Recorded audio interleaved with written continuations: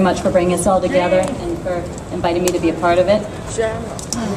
I want to start by talking about corruption for a second and what it means to me.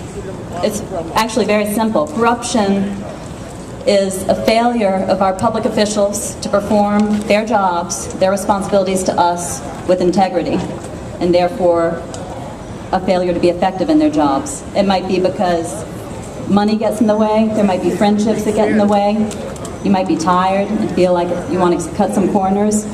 Whatever the reason, anytime a public official fails to perform their job with the highest level of integrity and responsibility to us, they're performing their job in a state of corruption. Corruption impacts all of us in different ways. You may have been impacted because the public school system didn't serve you right. Infrastructure of the city might not be taking care of you. For me, corruption has come into my life through victims of violence, the families of victims of violence, and the way in which violent crime impacts all of us in New Orleans. I have found over the past several years that distractions, money, friends, enemies have distracted our public officials from keeping us safe and from taking care of victims of violence the way their jobs call them to do. I'm also here because a year ago, I personally was baptized into the culture of corruption during the search for a new chief that Gerard already alluded to. And I want to tell you from my perspective what happened in that instance, because there are a lot of different versions and innuendos about what happened when we were looking for a new chief of police for New Orleans.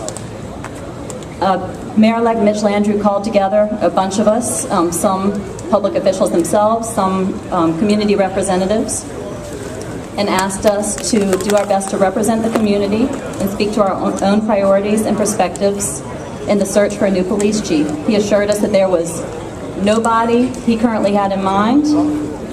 He assured us that this was a clean slate, an open process, that he wanted all of our voices, he wanted all of our ideas, and they would all be part of what brought us a new police chief. In the event, it quickly became clear that our voices were not truly welcome at the table.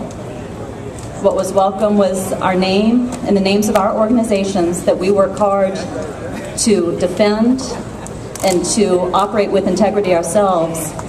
Those names were asked to be put on a line, signing to a process that was itself corrupt, that was not open, that it came to appear did have some preconceived directions, and as a result, myself, Donatus King, Gina Womack, and Norris Henderson were no longer part of that committee by the time that the name Ronald Surpass even was spoken aloud.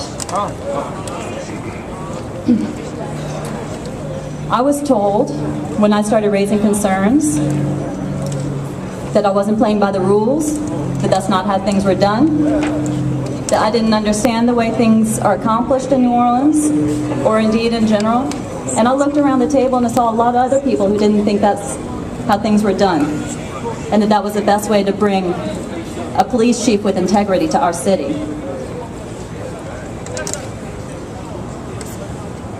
When we insisted that our voices be part of the process, when we continued to ask questions, it was clear we were no longer welcome at that table. And the flawed process, the corrupt process of selecting a new police chief continued to the conclusion that we've all lived with now. Now, corrupt search did not have to result in a flawed outcome. We could have had a corrupt process and had a great chief. And we would have loved that. I can't speak for Norris and Donatus and Gina, but if our chief had come about through a flawed process but kept us safe, I would have been okay with that. I want to root for the chief. I want to root for the mayor. But Ronald Surpass is not getting it done. All right. Ronald Surpass is not moving us forward. Murders are up. The culture of the NOPD has not changed. He clearly is not in a position to change the culture of the NOPD. Get him out. Now, if Surpass does live another day, if Surpass gets past this moment, if we ease up on the pressure just enough that he can stay in office, I'm going to work with him because I feel that's the right thing to do for victims and all of us impacted by violence in our city. I'm not going to cut off any opportunity to serve victims for the sake of relationships, for the sake of hurt feelings, or the sake of any of my perceptions.